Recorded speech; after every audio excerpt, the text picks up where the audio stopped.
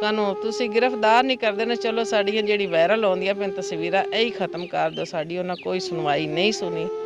ਇਸ ਵਜ੍ਹਾ ਤੋਂ ਬੱਚੀ ਮਜਬੂਰ ਹੋ ਗਈ। ਜਿਸ ਸੁਣਵਾਈ ਨਹੀਂ ਹੋ ਰਹੀ ਸੀ ਉਸ ਵਜ੍ਹਾ ਤੋਂ ਮਜਬੂਰ ਹੋ ਗਈ। ਤੰਜ਼ ਕਰਦੇ ਸਨ, ਤਾਨੇ ਦੇ ਰਹੇ ਸਨ।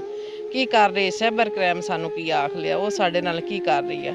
ਕੁਛ ਵੀ ਨਹੀਂ ਹੋਵੇਗਾ। ਉਹਨੂੰ ਤੰਜ਼ ਕੀਤਾ ਨੇ ਤੇ ਉਹ ਇਸ ਸ਼ਰਮ ਦੇ ਵਿੱਚ ਆ ਕੇ ਉਹਨੇ ਗੁੱਸੇ ਨਾਲ ਗੋਲੀਆਂ खा ली। नाज़रीन, मैं इस वक्त मौजूद हूँ उकाड़ा के नवाई शहर हवेली लखा में, और यहाँ पर एक बहुत बड़ा वाक़या हुआ है। एक माँ, 4 बच्चों की माँ ने ख़ुदकशी की है और उसकी माँ मेरे पास है।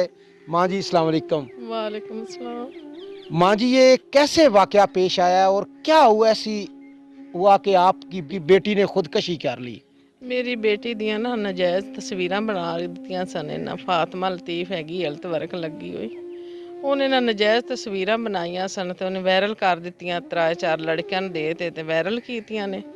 ਉਸ ਵਜ੍ਹਾ ਤੋਂ ਪਰੇਸ਼ਾਨ ਤੇ ਸ਼ਰਮਿੰਦਗੀ ਦੇ ਬਹੁਤ ਹੀ ਹੈਗੀ ਸੀ ਵੀ ਘਰੋਂ ਬਾਹਰ ਹੀ ਨਹੀਂ ਨਿਕਲਦੀ ਹੈ ਤੇ ਬਹੁਤ ਜਿਹੜਾ ਨੇ ਨਾ ਜ਼ਲੀਲ ਕੀਤਾ। ਫਿਰ ਅਸੀਂ ਸਾਈਬਰ ਕ੍ਰਾਈਮ ਦੇ ਵਿੱਚ ਕੇਸ ਕੀਤਾ।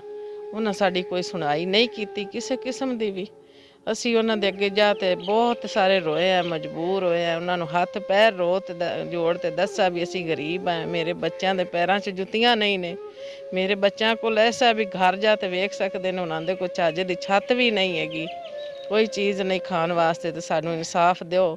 ਇਹਨਾਂ ਲੋਕਾਂ ਨੂੰ ਤੁਸੀਂ ਗ੍ਰਿਫਤਾਰ ਨਹੀਂ ਕਰਦੇ ਨੇ। ਚਲੋ ਸਾਡੀਆਂ ਜਿਹੜੀ ਵਾਇਰਲ ਆਉਂਦੀਆਂ ਪਈਆਂ ਤਸਵੀਰਾਂ ਇਹ ਹੀ ਖਤਮ ਕਰ ਦਿਓ। ਸਾਡੀ ਉਹਨਾਂ ਕੋਈ ਸੁਣਵਾਈ ਨਹੀਂ ਸੁਣੀ।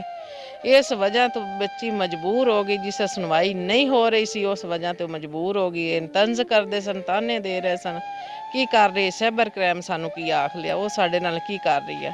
ਕੁਛ ਵੀ ਨਹੀਂ ਹੋਵੇਗਾ। ਉਹਨੂੰ ਤੰਜ਼ ਕੀਤਾ ਨੇ ਤੇ ਉਹ ਇਸ ਸ਼ਰਮ ਦੇ ਵਿੱਚ ਆ ਕੇ ਉਹਨੇ ਗੁੱਸੇ ਨਾਲ ਗੋਲੀਆਂ खा ली। माँ जी, इस केस में फातिमा जो है उसका क्या किरदार है?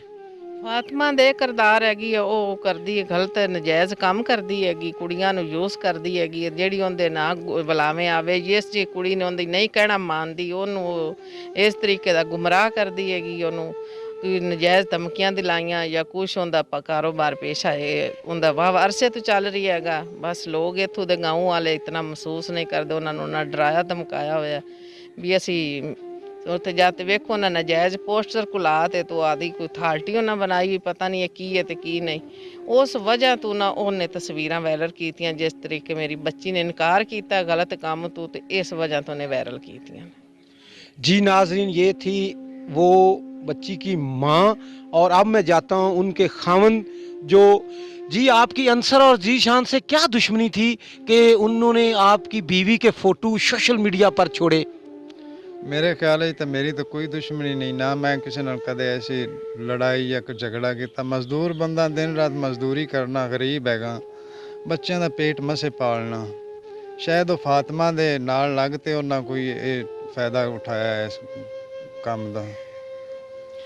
घर में आपकी बीवी होती थी, आपको घर में क्या वो सिचुएशन चल रही थी जब वो घर में रहती? आपको महसूस हो रहा था कि मेरी बीवी परेशान है?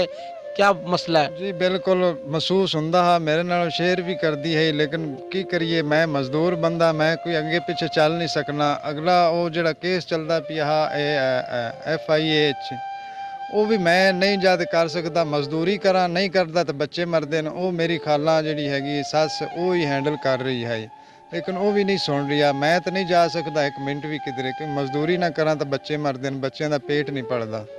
ते महसूस मुआशरे के लोग आपको क्या कहते थे? इस गांव वाले माशरे के लोग जिहड़े हैं वो तंग ही करते हैं, परेशान करते हैं। बल्कि 2-3 दफ़ा मैं 2-4 बंदे नूं आखा भी है, हथ भी बन्ने भी यार आह मामला है ते मिन्नत दे नाल इहनूं सुलझाओ।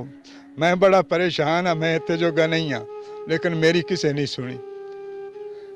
इस वजह तो आते आपकी कोई वजीर आला पंजाब से क्या कहते हैं इन बच्चों के बारे, और आपका क्या सवाल रखते हैं हमारे CM पंजाब के आगे?